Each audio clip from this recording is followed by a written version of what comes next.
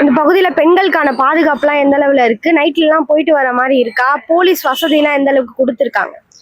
பெண்கள் பாதுகாப்பை பற்றி நீங்கள் சொல்கிறீங்க.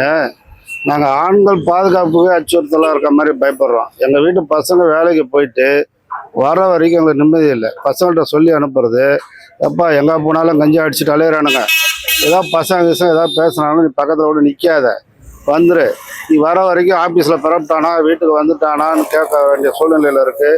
பசங்க வீடு வந்து சேர்ற வரைக்கும், ஆம்பளை பசங்க வீடு வந்து சேர்ற வரைக்கும் பயமாக இருக்குது. காவல்துறை வருது, பிடிக்கிறாங்க, கஞ்சா பிடிக்கிறாங்க. அப்புறமேல என்ன பண்ணான்னு தெரியல, என்ன கை மாறுது என்னன்னு தெரியல. அடுத்த நாள் திருப்பி அதே கஞ்சா பேர் கஞ்சா விற்கிறோம். இதை பற்றி முன்னாள் இப்போ தற்காலமாக முதலமைச்சர் இருந்தவர் இது வரைக்கும் வாயை திறக்காம தான் இருந்தார். கஞ்சாவை பற்றி, காவல்துறையை பற்றி வாயை திறக்கலை. இது அப்படியே போயிட்டுருக்குது.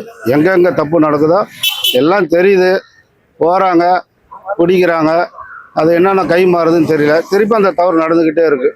அந்த தவறு முற்றுப்புள்ளி வச்சதா இல்லை, சரித்திரம் இல்லை இந்த 5 ஆண்டு காலத்தில்.